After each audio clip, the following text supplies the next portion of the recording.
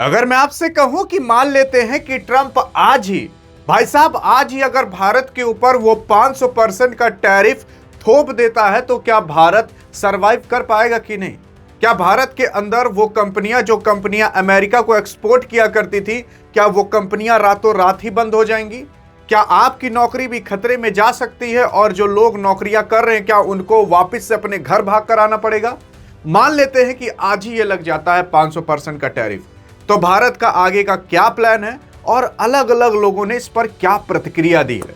भाई साहब अभी जवाब सुनोगे ना तो आप कहोगे कि यार ट्रंप से कह दो कि आज 500% टैरिफ मार दे, क्योंकि भारत पर 500% टैरिफ मारने का मतलब ये अपने पैर पर कुल्हाड़ी नहीं बल्कि अपने पैर को काट लेने का काम करेंगे। आइए देखते हैं कि आखिरकार क्या हो सकता है और मोदी शांत क्यों बैठे हैं। देखने की कोशिश करोगे तो अभी एक ठो सांसद है अमेरिका के अंदर, जैसे भारत के अंदर नहीं होता कि सांसद विधायक ये सब होते हैं, वैसे अमेरिका के अंदर एक ठो सांसद है जिसका नाम लिंडसे ग्राहम है।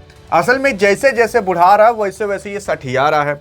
ये ट्रंपों के साथ हमेशा रहता है, आप देखोगे इसको ना, यही है लिंडसे ग्राहम। अभी जब ये मोदी के बारे में कहा था तब वही बगलिए में ही खड़ा था। लिंडसे ग्राहम यार एक ठो बिल पास कराना चाह रहा था, 9 महीना से जुटा हुआ था। तो ये एक बिल ला रहा था जिसका नाम रशियन सैंक्शंस बिल था। अब इसको ये ला चुका है और ट्रंप कह रहा है कि हाँ इसे तुम पास करा सकते हो, लेकिन अभी ये अमेरिका के संसद से, मतलब वहां का जो कांग्रेस है वहां से पास होगा, हाउस ऑफ रिप्रेजेंटेटिव सेनेट से पास होगा, फिर जाकर कहीं ये बिल एक्ट का रूप लेगा। क्योंकि जो बिल होता है वो बिल ही कहलाता है जब तक वो लागू नहीं हो जाता। जब वो लागू हो जाता है तब उसे हम एक्ट कहते हैं। जैसे अभी रशियन सैंक्शन बिल कह रहे हो, जब ये लागू हो जाएगा तब इसे आप रशियन सैंक्शन एक्ट कहोगे, क्योंकि जब कोई चीज लागू नहीं हुई रहती तब तक उसे हम बिल कहते हैं, जब लागू हो जाती तब उसे हम एक्ट कहते हैं। असल में इसका कहना यह था कि रूस से जो भी लोग तेल प्राप्त कर रहे हैं और अपनी इकोनॉमी चमका रहे हैं, अमेरिका को उस पर कड़ी प्रतिबंध लगाने चाहिए। मतलब आप सिंपल से कह सकते हो कि ये भारत को ही टारगेट कर रहा था, क्योंकि भारत ही सबसे ज्यादा रूस से तेल खरीदता है। भाई साहब अपना भारत के अंदर जो तेल आता था ना उसका लगभग 33% तक भारत रूस से तेल खरीदा करता था। आप सोच कर देख सकते हो कि अगर 100 लीटर भारत के अंदर तेल है तो उसमें से 33 लीटर तो केवल अकेले रूस दिया करता था। और यही ट्रंप बार बार मना कर रहा था कि रूस से तेल मत लो, रूस से तेल मत लो। इसका कहना यह था कि तुम रूस से तेल लेकर रूस को पैसा दे रहे हो और रूस को बढ़ावा दे रहे हो ताकि वो यूक्रेन के खिलाफ लड़ सके। इसी वजह से ये बार बार भारत को मना कर रहा था कि तेल मत लो। तब जब ये उबिया गया और जान गया कि भारत मानने वाला नहीं है, तब इसका जो एक ठो पड़ोसी था, मान सकते हो इसका दोस्त था, वो 9 महीने से एक ठो बिल पास कराने की कोशिश कर रहा था। लेकिन अब ये बिल काफी चर्चा में आ चुका है जिसका नाम रशियन सैंक्शन बिल है, कि अगर कोई रशिया से तेल प्राप्त करता है तो उसके ऊपर ज्यादा से ज्यादा 500% तक टैरिफ मारो। हाँ भाई साहब 500% का मतलब आप पता है? असल में 500% का मतलब होता है कि 1 रुपए की चीज 5 गुना हो जाएगी, यानी कि 1 रुपए की चीज 5 रुपए की हो जाएगी। आप कहोगे कि यार 5 रुपए बहुत ज्यादा भी नहीं हुआ। अरे यार आप खुद सोचिए ना, 1 रुपए वाली टॉफी आपको 5 रुपए मिले, क्या आप खरीदोगे? आप तो कहोगे इससे बढ़िया मैं चॉकलेट खरीद खा लो। ये आप सोचिए अगर 1000 की चीज आपको 5000 में मिले तो क्या आप खरीदोगे? नहीं खरीदोगे। वैसी सेम अमेरिका के अंदर होगा, $1000 की चीज वो $5000 की मिलेगी। कौन सी चीज? जो भारत यहां से वहां भेजेगा। तो भारत, जिस पर भारत का नाम लिखा रहेगा, वो चीज आपको 5 गुना महंगी मिलेगी। और यही चीज पास कराना चाह रहा है। आप खुद सोचकर देख सकते हो कि भारत जो अपने देश से अमेरिका भेजा करता था ताकि अमेरिका के अंदर जाकर बिक उग जाए, वो 5 गुना ज्यादा महंगी बिकेगी।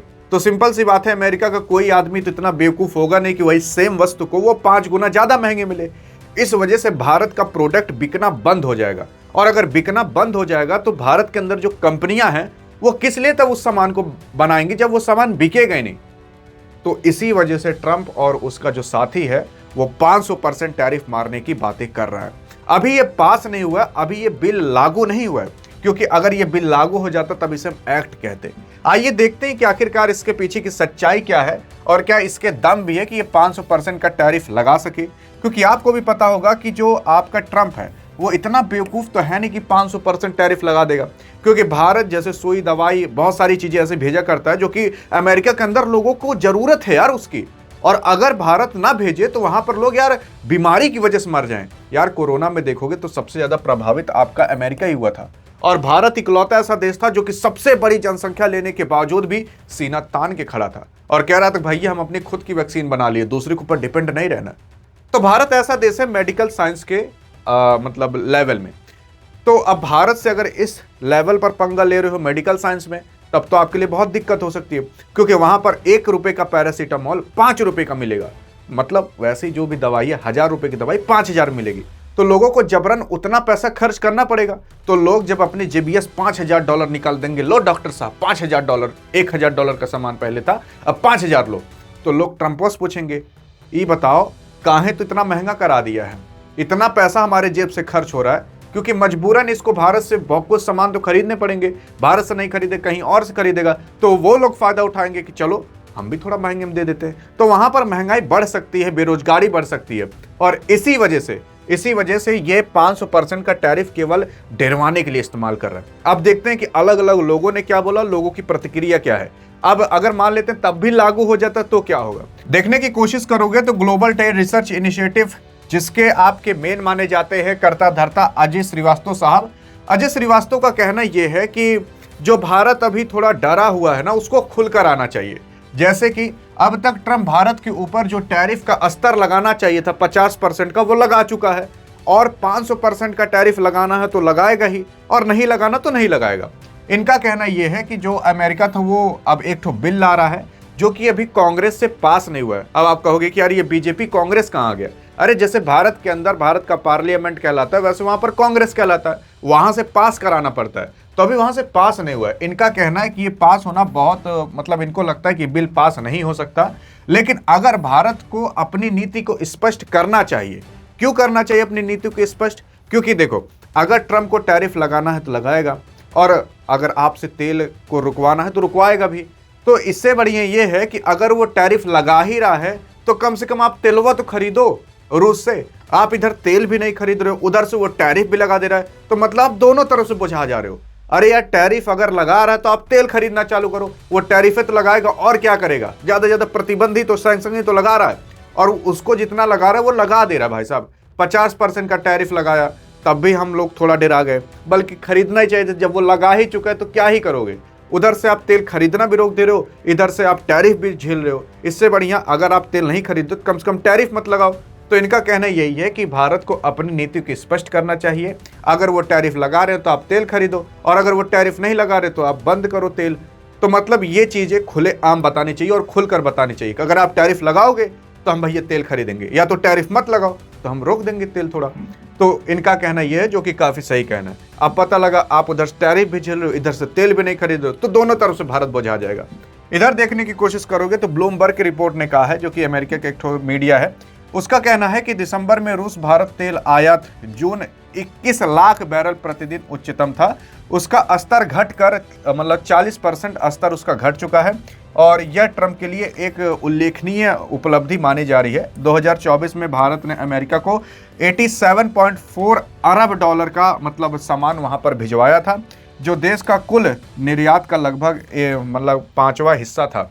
अब यहाँ पर इसका मतलब ये है कि जो भारत है ना, वो अमेरिका को सबसे ज्यादा एक्सपोर्ट करता है, और बाकी किसी को नहीं करता। मतलब करता है, जैसे यूएई को करता है, चाइना को भी थोड़ा बहुत करता है, लेकिन वो लोग भारत के अंदर सबसे ज्यादा एक्सपोर्ट करते हैं। वो लोग अपने देश से भारत के अंदर सामान भिजवाते हैं, लेकिन भारत अपने देश से वहां पर सामान भिजवाता है। यूएसए के अंदर लगभग 2024 के अंदर 87 अरब डॉलर का मतलब भारत यहाँ से एक्सपोर्ट किया था।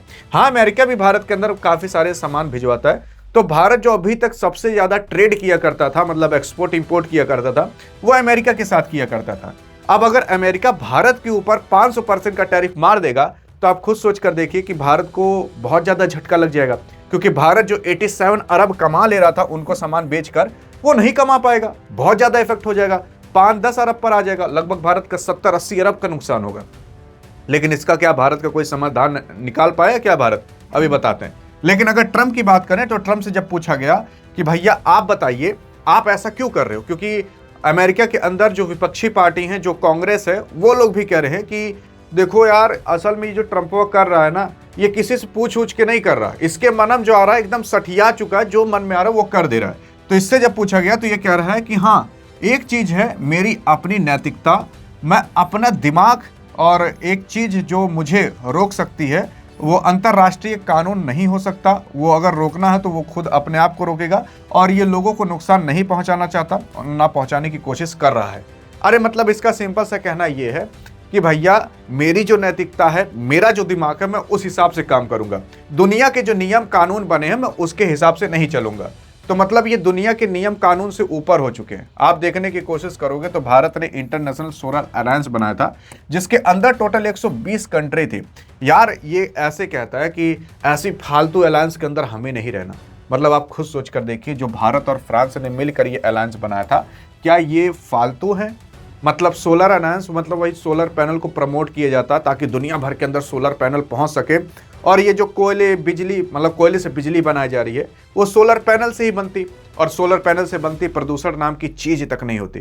लेकिन ट्रम्प कह रहा है कि ऐसी फालतू चीज को हम प्रमोट नहीं करेंगे, हम इन सब से निकलते हैं। इसका कहना है कि हम इन सब चीजों में अपना पैसा बर्बाद नहीं करना चाहते। अरे केवल इसी से नहीं, लगभग 66 ऐसे अलायंस हैं, ऐसे संबंध है जो कि तोड़ चुका है। यहाँ तक कि कई सारे ऐसे अलायंस है जो कि यूएन से संबंधित थे, उसे तोड़ चुका है।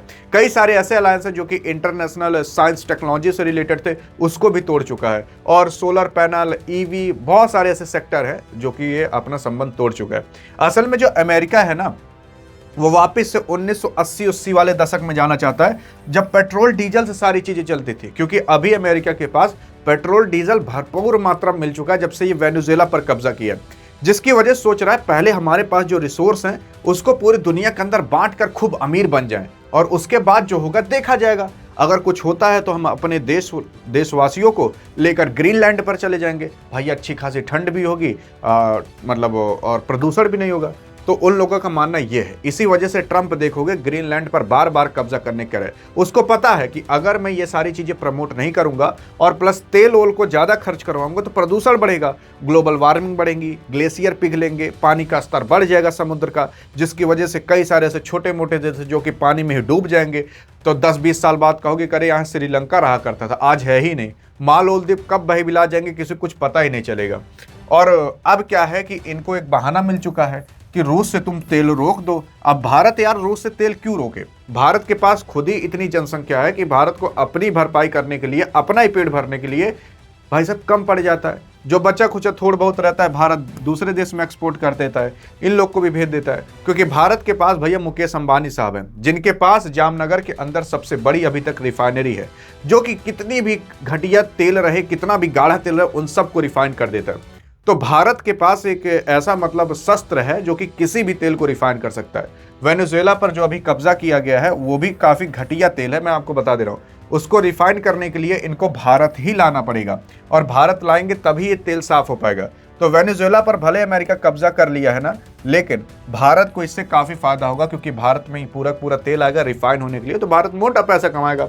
और अब भारत के पास दो ऑप्शन हो गए, एक तो रूस से तेल खरीद लेगा, आज नहीं तो कल खरीदना चालू करेगा, एक तो वेनेजुएला और यूनाइटेड स्टेट्स से भी तेल अब खरीद सकता है। क्योंकि भैया उन्हीं के तेलवा रिफाइन करेंगे, उसे में 2-4 लीटर सरकार लेंगे तो क्या ही मतलब है। अरे मतलब खरीद लेंगे काफी हद तक। लेकिन बहरहाल मान लेते हैं कि अगर यूएस भारत के ऊपर 500% का टैरिफ मार देता है, तो भारत के ऊपर क्या मतलब भारत के पास क्या ऑप्शन है? अरे भारत के पास बहुत ऑप्शन है भाई साहब। असल में भारत ने लगभग अभी 24 देशों से, लगभग 22 से 24 देशों से ये डील कर ली है कि अगर हम यूएस के अंदर सामान नहीं भेज पाए ना, तो हम आप सब कंट्रियों के अंदर सामान भेजेंगे, वो भी डॉलर में ट्रांजैक्शन नहीं बल्कि इंडियन रुपी और आपकी लोकल करेंसी में ट्रांजैक्शन होगा। इसके लिए एक वास्त्रो बैंक बनेगा। वास्त्रो बैंक का मतलब हम यहां से पैसा डाल देंगे, आपके खाते में चला जाएगा, ऐसा बैंक बनाया जाएगा। हाँ मतलब, और यही सब देखकर यूएस वाला एकदम घबरा चुका है कि भाई साहब ये भारत क्या कर रहा है। इसी वजह से 500% टैरिफ मारने की बात की जा रही है, और 500% टैरिफ का भी भारत ने उपाय निकाल लिया है कि भैया आपके यहाँ नहीं बेचेंगे तो 24 देश है वहां बेच लेंगे। तो अगर जब टैरिफ मारा भी गया ना, तो साल 2 साल के लिए भारत पर असर पड़ जाएगा, क्योंकि इतने जल्दी आप एक्सपोर्ट नहीं कर पाओगे दूसरे देश के अंदर। नेगोशिएशन करना पड़ेगा, लाखों करोड़ों की डील होगी, तब कहीं जाकर पहुंचेगा वो सामान। लेकिन 1-2 साल बाद ना भारत इतना स्टेबल हो जाएगा कि भारत के पास तो अभी तक केवल एक कंट्री थी जिसको भारत बेच पाता था, लेकिन अब 24 कंट्री होंगी। और आगे अभी भारत कितने लोगों को और जोड़ लेगा वो तो अनंत हो जाएगा भाई साहब। मतलब 40-50 कंट्री ना हो जाए तो आप इसमें शौक मत होइएगा। लेकिन बहरहाल इतना बुरा कंडीशन आपके मतलब आया कैसे अमेरिका का? क्योंकि अमेरिका भी भले आपको लग रहा है कि दादागिरी कर रहा है ना, लेकिन दादागिरी नहीं, इनकी दादागिरी बस कुछ ही दिन में निकलने वाली है।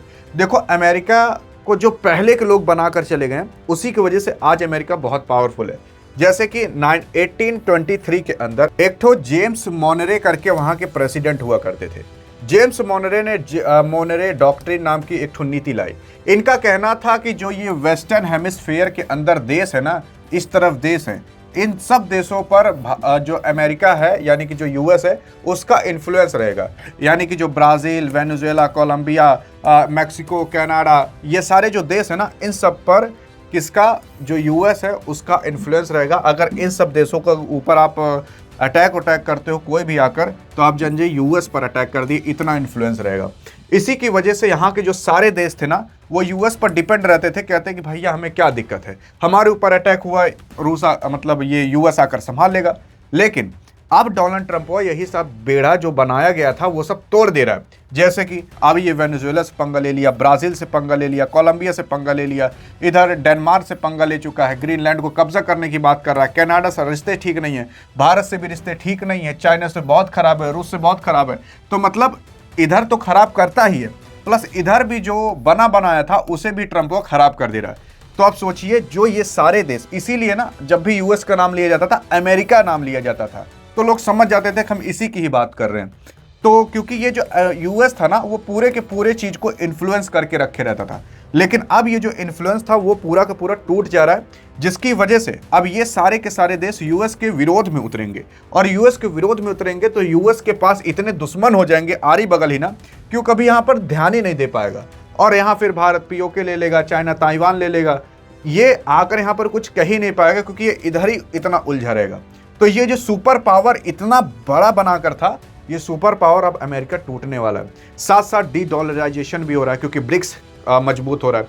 क्योंकि जितना डोनाल्ड ट्रंप करेगा उतना ही भारत और चाइना पास आते चले जाएंगे, क्योंकि इनको पता है कि जब तक भारत, चाइना, रूस साथ नहीं होंगे तब तक यूएस को हराया नहीं जा सकता है। और हाँ, अब सोचिए ना, अगर बार बार यूएस ऐसा करता रहा तो भारत, चाइना, रूस को एक ऐसा संगठन बनाना ही पड़ेगा जो कि इसके विरुद्ध में उतर सके। तो ये अपने ही लिए कई सारे दुश्मन तैयार कर दे रहा है जो इसे हराने के लिए आ जाएंगे।